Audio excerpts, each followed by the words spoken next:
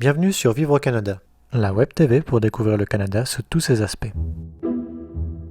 S'installer dans une grande ville n'est pas toujours facile. Trouver un logement, trouver un emploi. À Toronto, parmi les lieux qui favorisent cette recherche, il y a la bibliothèque.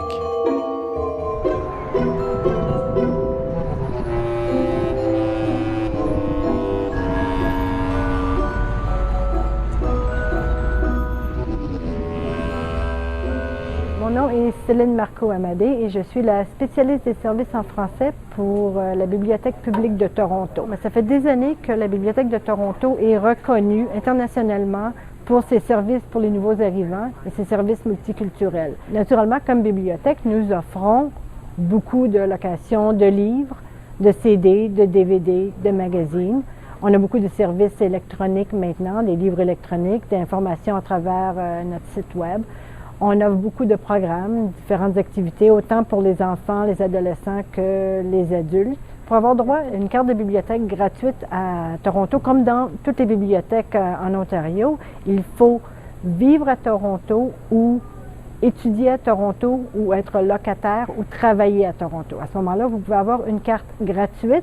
Tout ce que vous avez besoin, c'est d'apporter 2 cartes d'identification à la bibliothèque de votre quartier. Ça prend à peu près 5 minutes et vous avez votre carte. Si par hasard on parle de nouveaux arrivants qui peut-être n'ont pas de permis de conduire, n'ont pas d'identification avec une adresse à Toronto, on a un moyen, on a une carte postale qui peut être donnée aux nouveaux arrivants ou à n'importe qui n'a pas moyen de s'identifier. Et à ce moment-là, la carte postale va être envoyée à la maison, à l'adresse, et la personne a juste besoin de ramener la carte postale qui a été reçue à la maison par la poste avec une carte d'identification, même s'il n'y a pas d'adresse, puis à ce moment-là, ils peuvent avoir une carte. Et tout est gratuit. Dans notre publication, Watson, il y a une page sur les services sur les nouveaux arrivants. Sur notre site Internet, il y a beaucoup d'informations aussi. On m'a dit maintenant qu'il y a un blog même pour les nouveaux arrivants. Et on offre aussi des ateliers pour les aider à trouver de l'emploi, l'accréditation, tout ce qui a rapport à leur adaptation à Toronto. On a beaucoup de ressources pour justement les aider à trouver un emploi. Mais aussi à la Bibliothèque de Toronto, on travaille beaucoup avec le Centre francophone de Toronto et on offre aussi certains de ces services-là en français. Alors depuis, ça va être le 3e été où on offre des ateliers d'emploi en français, des ateliers sur les finances, le logement pour les nouveaux arrivants justement, pour les aider à s'adapter à la société torontoise ou canadienne. La bibliothèque a accès à un service de ligne de langue, je ne sais pas comment le traduire en français, language line, où si quelqu'un arrive au bureau d'information et ne parle pas l'anglais et la personne au comptoir ne comprend pas la personne, on peut appeler un numéro de téléphone, on leur demande, on a même des cartes qui disent « Quel langage parlez-vous ?» dans plusieurs langages, et on trouve la bonne, ils vont dire « Bon, moi je parle mandarin ». Et là, on appelle le numéro, un numéro spécial pour le mandarin, et on peut les connecter avec quelqu'un qui parle mandarin. Alors à ce moment-là, c'est un téléphone à 3, si on peut dire, où la personne va dire, bien, moi j'ai besoin de tel genre d'information.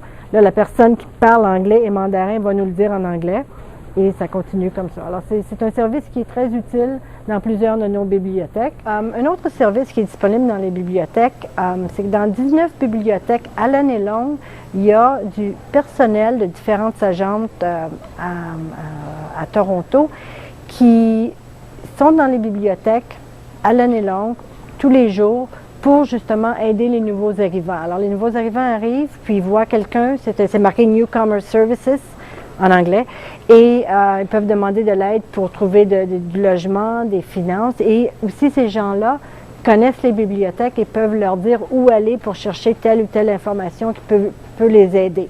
50% de la population à Toronto n'est pas née au Canada. Donc déjà, ça montre quelque chose. Du 50%, il y a 86% des gens, des nouveaux arrivants, qui déjà utilisent la bibliothèque. C'est un des premiers, puis là, je l'entends beaucoup de plusieurs nouveaux arrivants, quand ils arrivent à Toronto, ils viennent à la bibliothèque. Rendez-vous la semaine prochaine pour une nouvelle vidéo de Vivre au Canada, et d'ici là, bonne semaine à tous!